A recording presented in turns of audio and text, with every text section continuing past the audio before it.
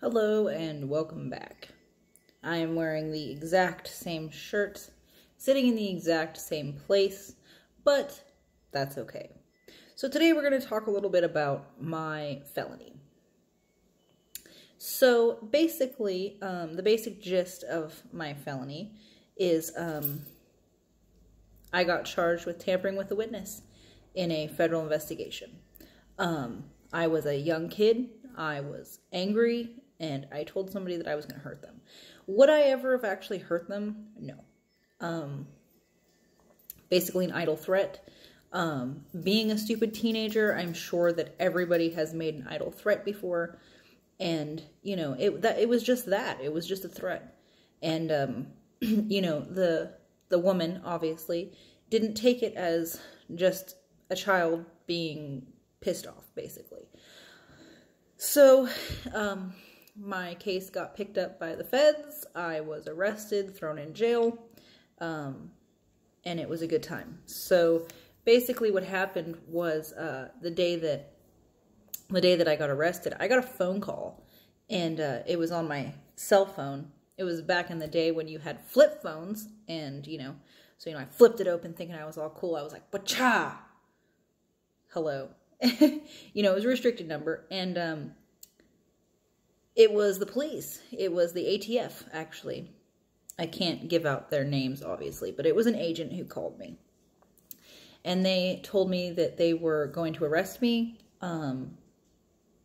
They were at my house, which I thought was kind of weird. Like, my vision of, what you see on TV and movies was totally different than what actually happened. So on the phone, I was living at home with my mom, and I told them, "Hey, I'll walk up the street. I don't want you to arrest me in front of my mother." I wasn't really, I was more afraid my mom was going to be really hurt and really, really angry because she had no idea what was going on up until this point. So I hung up the phone. I grabbed my pack of cigarettes and my cell phone, and I said, "Bye, Mom, love you." And just like I was leaving the house, and I walked down the street, and of course, there are the police. So, I'm smoking my last cigarette. I didn't really know how serious this was. I thought that maybe it was just, a little hiccup, or, I would be released in, the next day, and it would be no problem. Well, that did not happen. I went to jail. They handcuffed me, and they put me in the back of a cop car. And, I remember sitting in the back seat, and I was like, man, I'm a badass. I can handle this. I'm a badass, like every 18-year-old does, It's just like, I'm so cool. I'm so bad. I'm in handcuffs. Like, yes, right? So I remember we were driving, and we had to go from Twin Falls, Idaho, all the way to Boise. And I remember I was looking at everybody, and I was just giving them the stank eye. I thought I was really good at the stank eye back then. I'm not. But we get to the jail, and everything gets real. So we get to the jail, they take me out, they pat me down, they ask me to take my shoes and my socks off, they strip search me.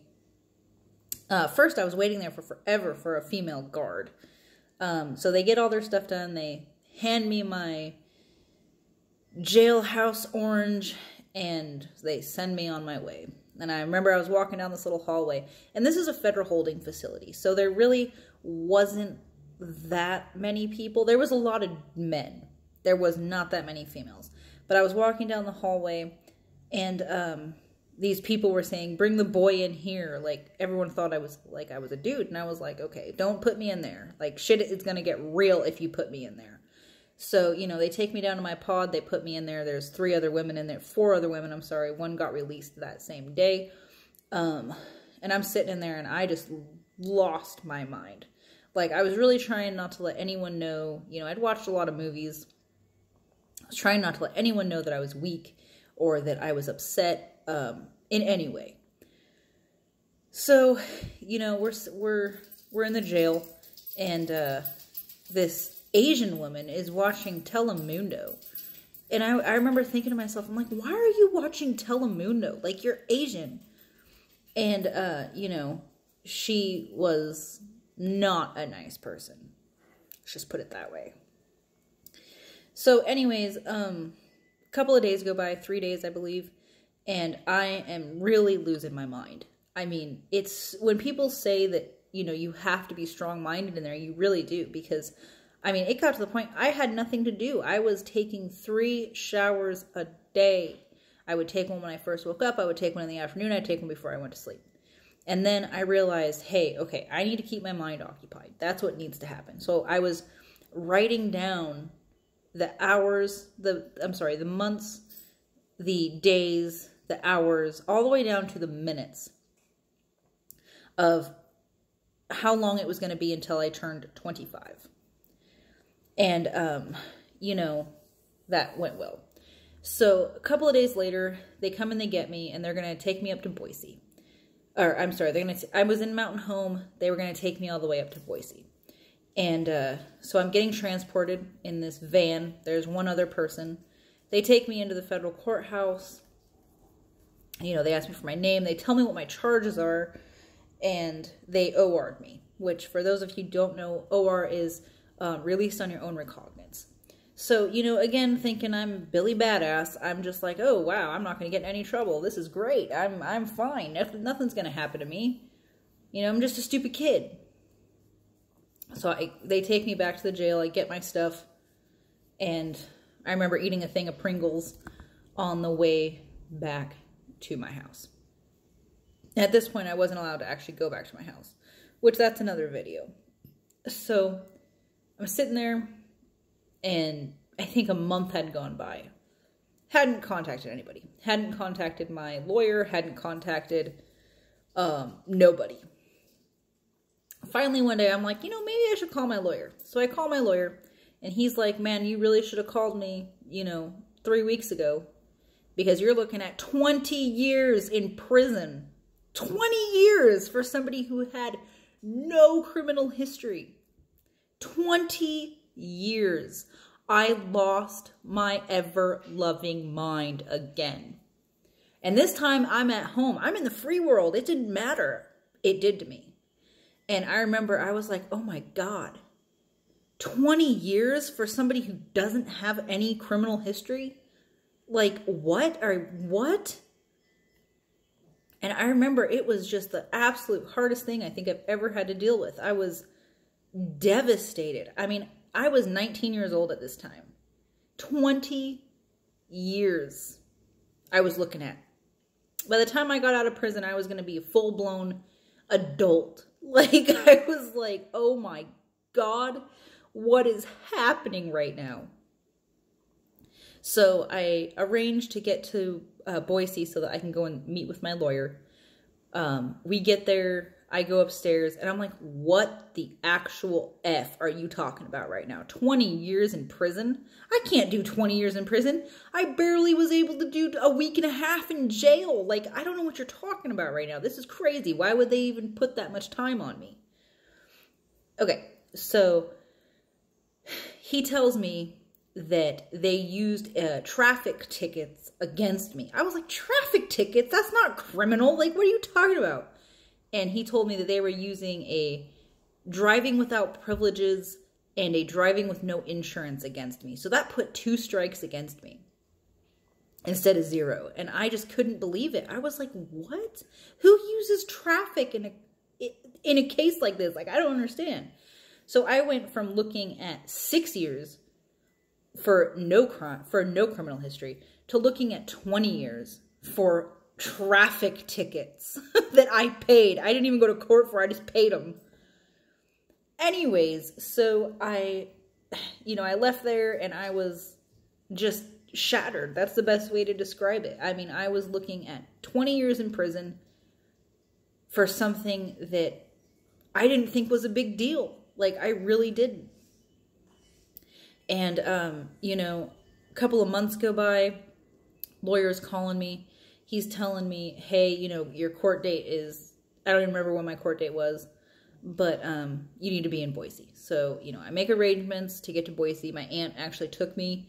I'm thinking this is going to be the worst day of my life. Like, and there were some steps before this. I had to go in for a change of plea because at first I pled not guilty.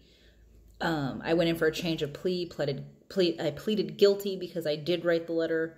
I was really stupid when the police were interrogating me, and they told me, you know, they didn't even think I did it, and then I told them that I did because I was that naive. Yeah, I wrote the letter because I'm Billy Badass. So, you know, it's going to be the worst day of my life, and I know that. So I hadn't eaten in probably 4 days because I couldn't keep anything down. I mean, I would eat it and then I'd just throw it right back up because it was that intense for me. And, you know, I go in, they tell me that they were putting me on house arrest and that I was going to do 5 years of probation, supervised probation, 5 years, and house arrest. And, you know, it was like a weight had lifted off of me. I was like, oh my gosh, okay, so all I have to do, at the time I thought all I have to do is probation. Probation in the federal system is not easy. It just flat out is not easy. And that will be also another video. But, so I got sentenced to 5 years of probation and 6 months of house arrest, which I would actually end up spending almost a year on house arrest, just for like little mishaps that happened. And it was crazy.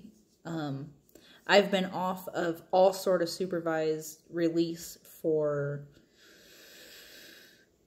going on 5 years. And it has been an absolute roller coaster of just craziness. And I look forward to going into more details about, you know, what I'm dealing with after the fact, what I was dealing with during, because there's a lot of stuff that you really wouldn't think would be a big deal, and it turns into being a huge deal, and you just wouldn't think about it. Like the fact that I now have PTSD. When I first got off of probation, I thought it was going to be the happiest day of my life. I was going to crack open a beer and I was going to celebrate. That is the exact opposite of what happened. I had almost a full-blown panic attack. I didn't want to leave my house. I was so used to checking in with my probation officer. If I wanted to go anywhere, if I wanted to leave the Western District of Washington, I had to call my PO and get permission. And I had to fill out these monthly reports and, you know, with mileage on my car and, you know, all this other stuff where I was working. I didn't know how to handle it. I really didn't. I didn't know how to handle being off of probation and not having to do those things anymore. It was not a happy time for me. I mean, I freaked out. It was pretty crazy. But, yeah, that'll all be in a different video. What I've dealt with and what I dealt with, or what I'm dealing with currently and what I've dealt with in the past. So I hope that this video reaches somebody who may need to hear it, and just know that they can't stop time. No one can stop time. So even if you're looking at 20 years, you're going to do those 20 years. You're going to do them successfully because no one can stop time. Not the judge, not the jury, not the executioner. Talk to you next time.